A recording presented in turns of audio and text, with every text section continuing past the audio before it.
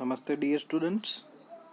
आज हम जो मैथमेटिक्स है हमारा उसका बेसिक पेपर उसका सेक्शन ए जो 24 मार्क्स का है वो अभी हम पढ़ने वाले हैं, उसको सॉल्व करने वाले हैं। और ऐसे ही वीडियो लेक्चर के द्वारा हम सेक्शन ए की पढ़ाई करते ही रहेंगे। ओके, तो चलिए हम शुरू करते हैं। जो सेक्शन ए है वो कैसा होगा, आपका जो एग्ज़ाम है बोर्ड का उसमें कैसा होने वाला है, चलिए देखते हैं। तो सेक्शन ए 24 क्वेश्चंस हो गए, उसमें MCQ हो गए, ब्लैंक्स हो गई और उसमें ट्रू फॉल्स भी हो गए। तो हम वो करते हैं। तो चैप्टर वाइज आपको रिवाइज भी हो जाएगा। जो थ्योरी हमारी थ्योरी कंप्लीट हो गई है तो वो थ्योरी भी आपको याद आ जाएगी। तो चलिए पहला जो क्वेश्चन है वो क्या है, out of the following. Okay, out of the following is the rational number. Okay, तो जो ऑप्शन है उसमें से रेशनल नंबर कौन सा है, ये चैप्टर जो है फर्स्ट का क्वेश्चन है। और ये 9th में भी चैप्टर नंबर 1 जो है उसका एक क्वेश्चन बेसिकली है। तो 9th में हमने पढ़ा होगा रेशनल इरेशनल नंबर। तो रेशनल नंबर की डेफिनेशन क्या होती है वो देख लेते हैं, उसके बाद रेशनल नंबर कौन सा है वो पता करते हैं। देखो, तो रेशनल नंबर की डेफिनेशन ये है कि rational number is what, a number s is called a rational if it be written in the form of p by q. Numerator and denominator के फॉर्म में लिखा जा सके उसको रेशनल नंबर बोलते हैं। वहाँ पे where p and q are integers. Okay, तो p and q are integers मतलब कि p 1 2 3 4 कोई भी हो सकता है। ओके, एंड 0 भी हो सकता है p। और माइनस में भी आप जाओ तो माइनस में जो नेगेटिव इंटीजर्स है वो -1 -2, तो वो भी सब इन्फाइनाइटली जो भी है वो सब हो सकते हैं p की जगह। और q की जगह आपको इंटीजर्स ही चाहिए, तो पॉजिटिव इंटीजर्स नेगेटिव इंटीजर्स दोनों ही, लेकिन उसमें 0, q is not equal to 0। यहाँ पर आप देख लें q is not equal to 0, तो 0 नहीं होना चाहिए। क्योंकि क्या होता है, देखिए कि जब 0 होता है ना, जब अगर q इज इक्वल टू 0 हो जाए तो समझ लीजिए ये आपका न्यूमरेटर है। न्यूमरेटर की कोई आप वैल्यू ले लो 3 और q इज इक्वल टू आप ले लो 0, तो p बाई q का जो फॉर्मेट बनता है 3/0। तो मैथमेटिक्स में किसी के डिनोमिनेटर में अगर 0 हो जाए तो वो क्वांटिटी इनफाइनाइट बन जाती है। तो ये अनडिफाइंड है, इनफाइनाइट जो है वो अनडिफाइंड है, डिफाइंड नहीं है। ओके, तो यहाँ पर q इसलिए 0 नहीं होना चाहिए कि वो क्वांटिटी बन जाती है, वो नंबर पूरा नंबर ही नहीं बनता है, वो इनफाइनाइट क्वांटिटी बन जाती है। तो आप समझ सकते हैं कि जो यहाँ पर डेफिनेशन बताई है उसमें q इज इक्वल टू 0 क्यों नहीं चाहिए। ओके, तो बस इस डेफिनेशन के साथ हम जो क्वेश्चन है वो देखते हैं। देखिए, तो पहले √3 है, तो √3 के लिए p बाई क्यू फॉर्म नहीं बन सकता है, क्योंकि √3 जो है उसका √3 का रूट निकल भी नहीं सकता है आइडियली। ओके, अप्रोक्सीमेट वैल्यू हमको मिलती है, लेकिन √3 की जो फाइनाइट वैल्यू है वो हम नहीं पता कर सकते। तो p मतलब इंटीजर चाहिए और q मतलब वो भी इंटीजर चाहिए, लेकिन 0 नहीं होना चाहिए। तो p बाई क्यू फॉर्म वहाँ पर नहीं फॉर्मेट होता है, वहाँ पर नहीं फॉर्म होता है। तो √3 वो एक इरेशनल नंबर है, मतलब रेशनल नहीं है। पाई की जो डेसिमल सिस्टम है, अगर पाई डेसिमल सिस्टम में हम लिखते हैं तो पाई की वैल्यू 3.14 के बाद वो नॉन टर्मिनेटिंग है, मतलब कि वहाँ पर 1.14 के बाद वो नंबर्स रुक नहीं जाते हैं, वो डेसिमल पॉइंट के बाद इनफाइनाइटली मैनी आपको नंबर्स मिलते ही रहेंगे। ओके, तो वो नॉन टर्मिनेटिंग है। तो पाई एक इरेशनल नंबर है। देखो 4/0, तो वहाँ पर 4p इज इक्वल टू 4 है और q इज इक्वल टू 0, लेकिन रेशनल की डेफिनेशन में हमने अभी पढ़ा कि q is not equal to 0, ये कंडीशन है। तो यहाँ पर q इज इक्वल टू 0 है, तो ये भी नहीं है। मतलब कि यहाँ पर 3 ऑप्शन कट होते हैं, ये भी नहीं है, ये भी नहीं है, ये भी नहीं है। तो आंसर जो राइट है वो बच गया डी। डी आंसर वो राइट है।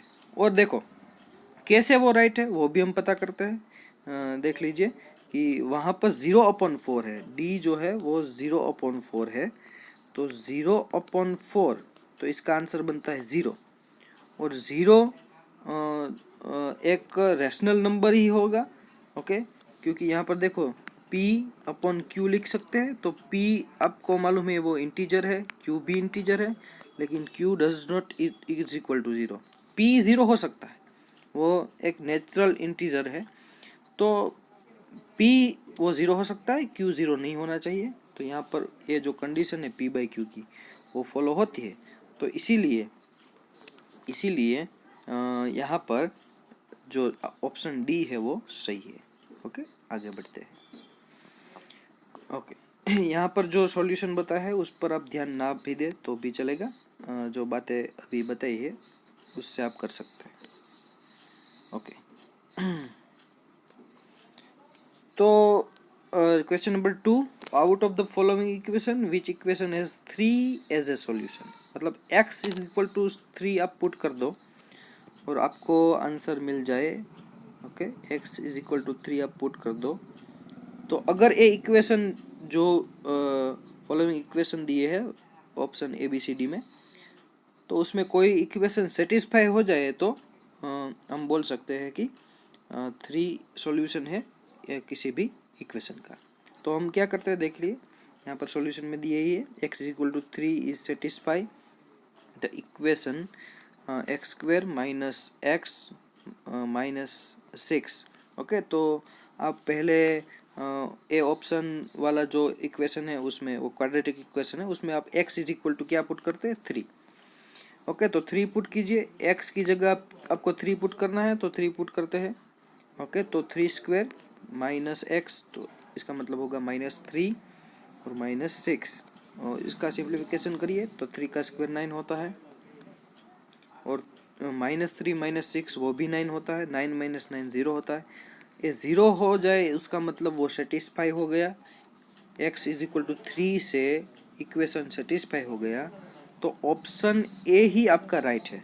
ओके, ऑप्शन ए आपका वो राइट हो जाएगा।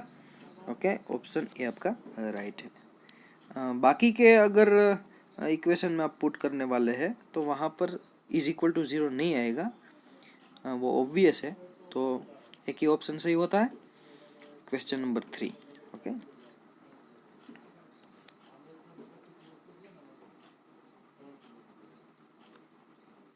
Okay, question number 3।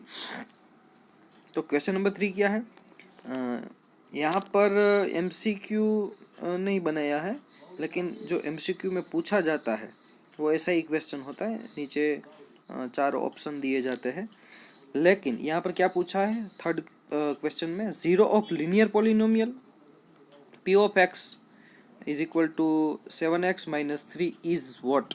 ओके, ऐसा क्वेश्चन है। तो आपको ज़ीरो ऑफ 0 चाहिए, लीनियर पोलिनोमियल है। तो यस, 0 के लिए आपको क्या करना पड़ेगा, देखिए 0 के लिए आपको सीधा ही जो पोलिनोमियल है उसके इज इक्वल टू 0 पुट कर दो। देखो ऐसे आप यहाँ पर देख सकते हैं, P of x is equal to 0 put कर दो। P ऑफ x की जगह आप ये लिख सकते हैं 7x minus 3 is equal to 0, ये लिख सकते हैं। यहाँ पर 7x इज इक्वल टू बनता है 3, तो x इज इक्वल टू बन जाएगा 3/7। ओके, तो आपको ये समझ में आता ही होगा। तो किसी भी पॉलिनोमियल का 0 चाहिए तो आप polynomial is equal to P of x is equal to 0 put कर दो, और उसके बाद वहाँ से x को आप x को अपना हीरो बना सकते हैं, इक्वेशन का हीरो, तो उससे हो जाएगा। ओके, तो आप ऐसे पता कर सकते हैं। ओके,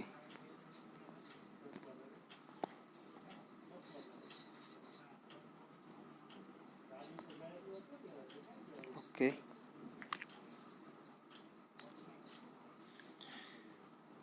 आगे बढ़ते हैं। तो पूछा है फोर्थ क्वेश्चन में, if the graph of equation, देखिए वहाँ पर लीनियर इक्वेशन ही है लेकिन 2 वेरिएबल्स का है। चैप्टर नंबर 3 का एक क्वेश्चन है ये, जो आगे का क्वेश्चन नंबर 3 था वो चैप्टर नंबर 2 का है, और क्वेश्चन नंबर 2 था वो भी आप कह सकते हैं कि वो भी चैप्टर नंबर 2 का था। तो यहाँ पर जो पूछा है चैप्टर नंबर 3 का फोर्थ क्वेश्चन चैप्टर नंबर 3 से है, linear equation in 2 variables. Okay, तो देखिए कि हमने वहाँ पर पढ़ा है कि जो लीनियर इक्वेशंस जो 2 वेरिएबल के साथ होता है उसका जियोमेट्रिक फॉर्म एक लाइन होता है। तो वहाँ पर वो जो ग्राफ है, इक्वेशन का जो ग्राफ बनता है वो ओरिजिन से पास होता है।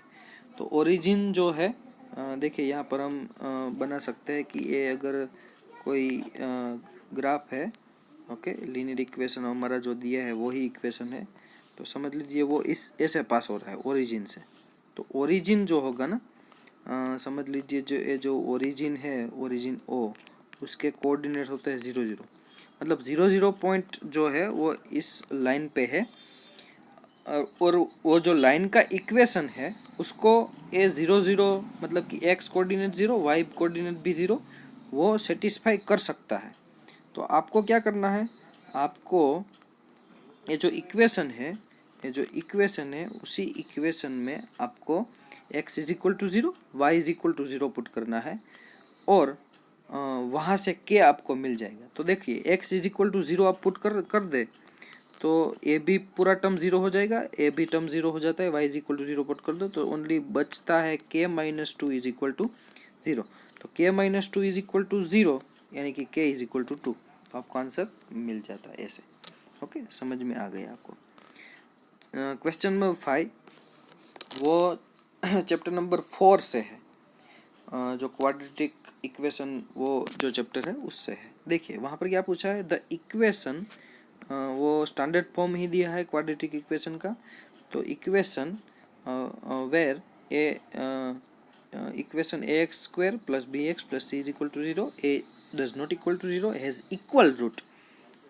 तो आपको जो श्रीधर आचार्य का जो फॉर्मूला है उसमें discriminant, okay, d is equal to, आपको पता है डी इज इक्वल टू क्या होता है। देखिए हम यहाँ पर लिख सकते हैं कि d is equal to discriminant d is equal to b square minus 4ac।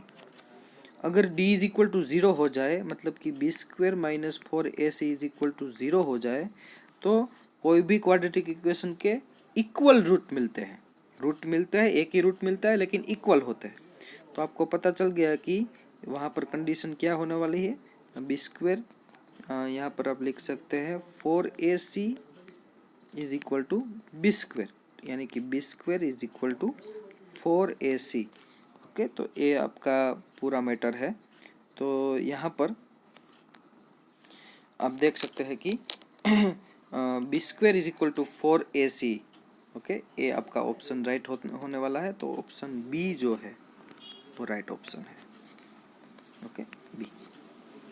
Question number 6 वो चैप्टर नंबर 5 से है, right the formula of find the n term of arithmetic progression. तो ये सीधा फॉर्मूला ही है कि an is equal to a plus n minus 1 into d. देखो यहाँ पर MCQ नहीं दिए हैं, कोई ऑप्शंस नहीं दिए हैं, मतलब कि यहाँ पर ऑप्शंस ही हो गए। ओके, यहाँ पर ऑप्शंस ही होने वाले हैं, लेकिन ये जो ऑप्शंस है उसमें बेसिकली आपको पूछा जा सकता है कि जो अरिथमेटिक प्रोग्रेशन का सम है nth टर्म का, तो वो उसका फॉर्मूला भी पूछा जा सकता है। यहाँ पर समझ लो ये nth टर्म जो है वो फाइंड आउट करने के लिए जो फॉर्मूला है वो भी यहाँ पर पूछा गया है। तो ऐसे कोई भी फॉर्मूलास चैप्टर नंबर 5 से पूछे जा सकते हैं, उसके अलावा और भी क्वेश्चंस हो सकते हैं, लेकिन बेसिकली क्वेश्चन हो सकते हैं। तो अब आगे बढ़ते हैं क्वेश्चन नंबर 7 पे। ओके, तो question number 7, what is the distance of p which is x coordinate -6 and y coordinate 8 from the origin. तो ओरिजिन से आपको डिस्टेंस चाहिए किसका, p पॉइंट का। ओके, तो ऑब्वियस आपके पास फॉर्मूला ही है, फॉर्मूला बेसिकली रूट में आता था। ओके, बेसिकली रूट में होता है, तो हमने यहाँ पर स्क्वायर करके वो फॉर्मूला लिख दिया, तो ये फॉर्मूला है। चैप्टर नंबर 7 का ये क्वेश्चन है। और आपको देखिए ओरिजिन का जो ओरिजिन के जो कोऑर्डिनेट होते हैं ना, वो अभी हमने पता की कि ओरिजिन के कोऑर्डिनेट होते हैं 0 0 ओ 0 0, और पी पॉइंट के जो कोऑर्डिनेट है वो -6 और 8 है। ओके, तो बस आपको x1 और x2 x1 y1 and x2 y2 यहाँ पर चॉइस कर लेना है। तो x1 आप समझ लो जो ओरिजिन के कोऑर्डिनेट है उसको x1 y1 बोलते हैं, और p के जो कोऑर्डिनेट है उसको x2 y2 आप कह दो। तो यहाँ पर x1 y1 x2 y2 की जगह आप यहाँ पर लिख सकते हैं। ओके, ये हो गया कंप्लीट। तो फॉर्मूला आप करेंगे, और फॉर्मूला के बाद आपको करना है उसमें वैल्यू पुटिंग करनी है। तो वैल्यू आप बस पुट कर दो। तो वैल्यू पुट कर कैसे करोगे, देखिए x1 is equal to 0, x2 is equal to -6, y1 is equal to 0 और y2 इज इक्वल टू +8। लेकिन प्लस माइनस माइनस होता है, इसलिए -8 आ गया। ओके, समझ में आ गया।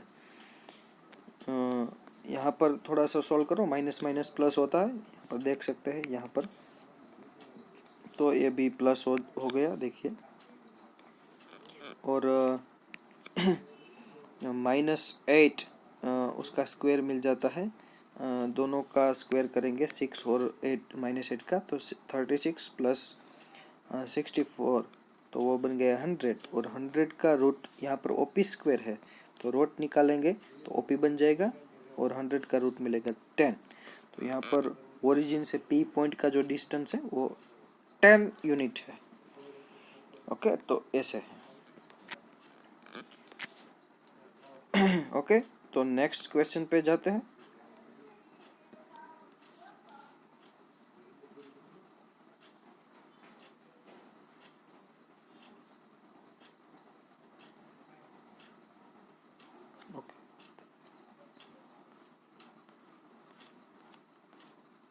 क्वेश्चन नंबर 8 पे जाते हैं। ओके, तो ये जो क्वेश्चन नंबर 8 है वो बेसिकली चैप्टर नंबर 8 से ही है। देखिए वहाँ पर बताया कि sine square 35 is equal to cos square theta is equal to 1। तो ये ट्रिगोनोमेट्रिक आइडेंटिटीज है, आपको मालूम होगी। Sine square theta plus cos square theta is equal to 1। तो यहाँ पर देखिए सॉल्यूशन में लिखा ही है। तो यहाँ पर theta theta sine square theta और कोस स्क्वायर थीटा, उस दोनों में जो थीटा एंगल है वो सेम होना चाहिए, तो ही इज इक्वल टू 1 होता है। तो बेसिकली यहाँ पर जो साइन स्क्वायर 35 है तो कोस स्क्वायर 35 भी होना चाहिए। यहाँ पर थीटा इज इक्वल टू 35 है। तो आपका ऑप्शन जो राइट होने वाला है वो ऑप्शन डी राइट होने वाला है, option D. Okay, chapter number अच्छा क्वेश्चन नंबर 9 वो चैप्टर नंबर 12 से है। From the figure shaded region is called what. Okay, तो ये पूछा गया है। तो देखिए यहाँ पर थोड़ी सी थ्योरी भी पढ़ लेते हैं, उसके रिलेटेड एक और इन्फॉर्मेशन भी देख लेते हैं। सर्कल होता है। ओके, सर्कल में जो सर्कल के जो पैरामीटर्स होते हैं, जो सर्कल की अलग अलग बातें होती है, तो वो देख लेते हैं। यहाँ पर देखिए ए और बी पॉइंट है सर्कल पर, और ए और बी के पॉइंट पर जो आर्क है, सर्कल का ही एक भाग है, एक पार्ट ऑफ सर्कल है, तो वो उसको आर्क बोलते हैं। और आर्क और रेडियस, देखिए रेडियस के जो लाइन सेगमेंट है रेडियस के, तो रेडियस के जो लाइन सेगमेंट है ओ एन ओ बी, और जो ए बी आर्क है माइनर आर्क, ओके, उसके बीच का जो एरिया है उसको बोलते हैं सेक्टर। और माइनर आर्क के रिलेटेड जो सेक्टर है उसको माइनर सेक्टर बोलते हैं, और मेजर जो आर्क है उसके रिलेटेड जो सेक्टर, मतलब उसके रिलेटेड जो सेक्टर मिलता है उसको मेजर आर्क बोलते हैं। ओके, तो ये कंप्लीट होता है। जो रेडियस के जो दोनों लाइन सेगमेंट है उसके बीच का जो एंगल समझ लीजिए थीटा है, तो आपको इजीली आपको यहाँ पर फॉर्मूला मिल जाता है। आपको पूछा भी जा सकता है कि find the area of minor sector, तो आपको क्या करना पड़ेगा, ये फॉर्मूला आप याद रख लीजिए, थीटा अपॉन 36 इंटू जो सर्कल का रेडियस आर को लेकर जो सर्कल का जो एरिया मिलता है उसका पाई आर स्क्वायर। ओके, तो आपको अगर रेडियस मालूम है और दोनों लाइन सेगमेंट के बीच का एंगल मालूम है तो आप माइनर सेक्टर का एरिया फाइंड आउट कर सकते हैं। ओके, और आपको एक और भी क्वेश्चन होगा कि मेजर सेक्टर क्या होने वाला है। तो मेजर सेक्टर है वो जो सर्कल का पूरा एरिया है उसमें से माइनर सेक्टर का एरिया सब्सट्रैक्ट कर दो तो मेजर सेक्टर का एरिया मिल जाता है। ओके, तो यहाँ पर माइनर सेक्टर, माइनर क्या होता है देखिए, तो माइनर मतलब कि वो छोटा वाला जो एरिया है वो माइनर बन जाता है। ओके, पूरा सर्कल उसका स्मॉल सेगमेंट, सॉरी सेगमेंट तो नहीं बोलेंगे, सेगमेंट एक अलग बात है, स्मॉल सेक्टर तो उसको माइनर सेक्टर बोलते हैं। तो आपका ऑप्शन बी सही होने वाला है। Okay, question number 10, state the formula to find the total surface area of 5 rupees coin. Okay, 5 rupees coin एक सिलेंडर होता है, सिलेंडर शेप होता है, तो टोटल सरफेस उसमें 3 होती है, दो सरफेस सर्कुलर सरफेस होती है और एक कर्व्ड सरफेस होती है। जो सर्कुलर होती है वो बेस की और टॉप, ओके, सिलेंडर में टॉप और बेस जो होता है, बेस उसका एरिया एज ए सर्कुलर होता है। ओके, तो area of base and area of top दोनों सर्कल है, तो देखिए पाई आर स्क्वायर यहाँ पर मिल जाता है।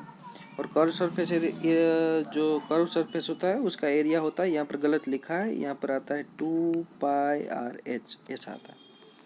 ओके, तो थोड़ा सिंप्लीफिकेशन कर दो, तो 2πr² प्लस 2πr/h, उसमें से 2πr कॉमन निकल तो 2πr the bracket r plus h, तो ये ऐसे ही होता है। ओके, 5 रुपये का कॉइन एक सिलेंडर होता है, यही बात आपको। ओके,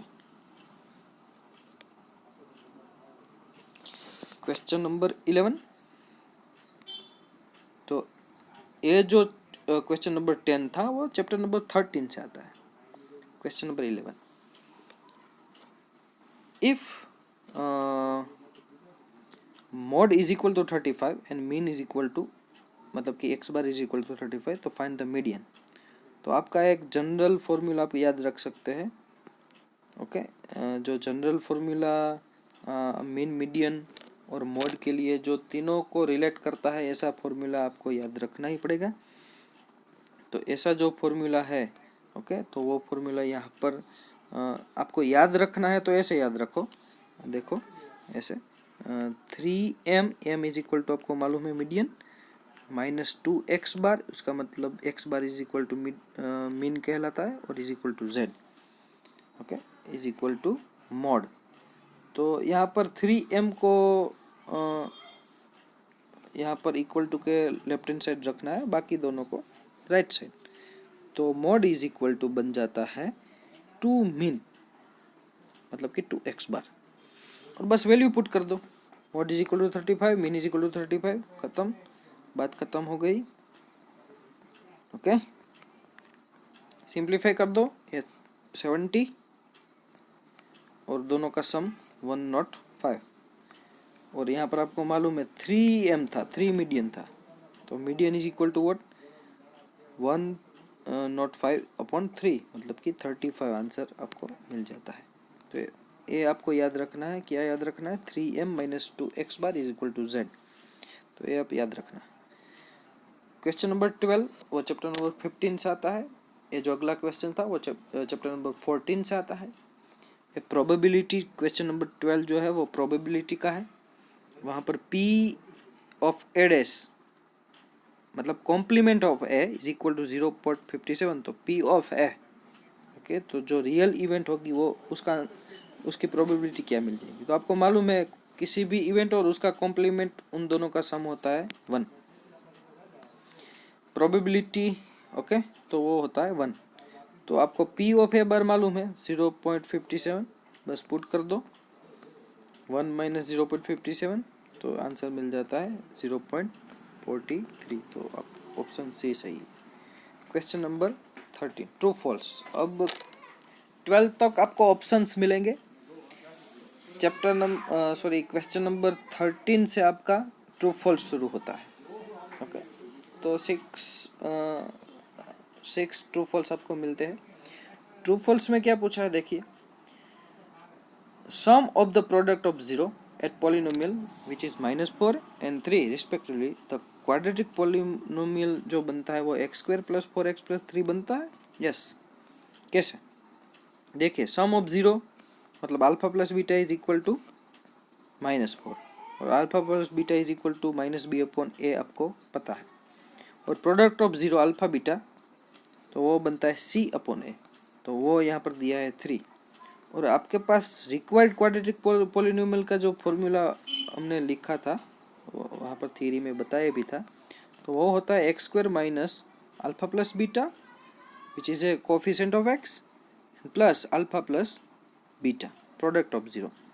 तो देखिए, अब अल्फा प्लस बीटा जो वैल्यू है -4 वो पुट कर दो, यहाँ पर पुट कर दी, और माइनस माइनस प्लस हो जाएगा, वो आपको पता है, तो x² + 4s हो गया, और अल्फा प्लस बीटा जो 0 जो क्वाड्रेटिक पॉलिनोमियल उसके जो 0 है उन दोनों का प्रोडक्ट होता है 3, तो वो 3 पुट कर दिया। तो यस, जो पूछा है वही होता है, तो आपका आंसर क्या है? ट्रू। ओके, ये जो पूछा है क्वेश्चन वो ट्रू है।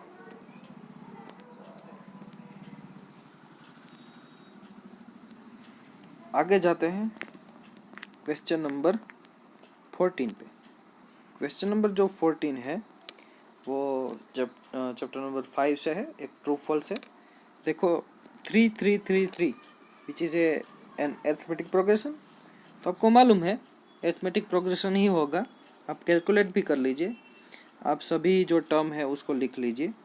First term 3, second term 3, third term 3 और फोर्थ टर्म भी 3। कॉन्जिक्यूटिव जो टर्म्स है, मतलब सेकंड टर्म में से फर्स्ट टर्म सब्सट्रैक्ट करो, आंसर मिलता है 0। थर्ड टर्म में से सेकंड टर्म सब्सट्रैक्ट करो तो भी आंसर मिलता है 0, और फोर्थ में से 3 जो थर्ड टर्म है उसको सब्सट्रैक्ट करो तो आंसर मिलता है 0। मतलब यहाँ पर कॉमन डिफरेंस क्या है? Is equal to 0। तो कॉमन डिफरेंस अगर सेम हो, डिफरेंस अगर कॉमन हो मतलब कि सेम हो, तो वो अरिथमेटिक प्रोग्रेशन है। ओके, तो 2 कंसेक्यूटिव जो टर्म्स है उसके बीच का जो डिफरेंस है वो इक्वल हो तो वो अरिथमेटिक प्रोग्रेशन है। Okay, question number 15 true false. Sine theta is equal to 3/2 for some value of angle theta. तो देखिए, उसके लिए हमको क्या करना पड़ेगा? 3/2 उसकी वैल्यू ग्रेटर देन 1 होती है, और साइन थीटा कभी भी ग्रेटर देन 1 नहीं होता है। क्यों? क्योंकि यहाँ पर देख लीजिए, साइन की सभी जो स्पेसिफिक एंगल पे जो वैल्यू है वो यहाँ पर देख लो।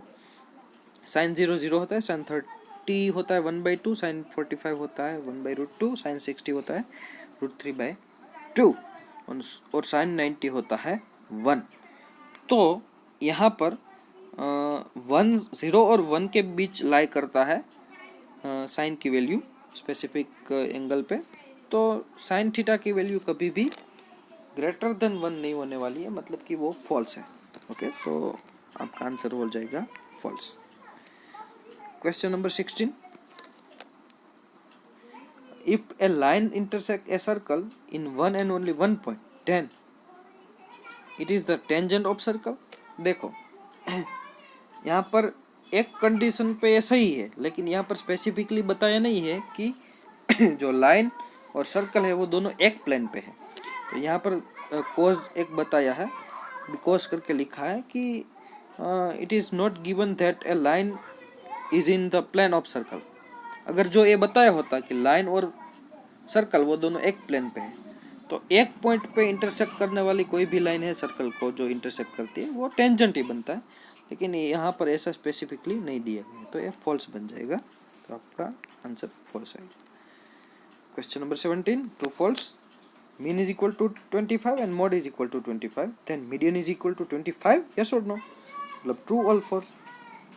तो यहाँ पर मैंने कैलकुलेशन की है, देखिए, ये जो आपको याद रखना था ये टर्मिनोलॉजी, तीनों का जो रिलेशन है वो उसमें बस आप 25 मीन मीडियन और मोड के लिए 25 पुट कर दो, सिंप्लीफिकेशन करो तो आंसर आपको LHS is equal to RHS मिलता है, मतलब कि वो बात सही है।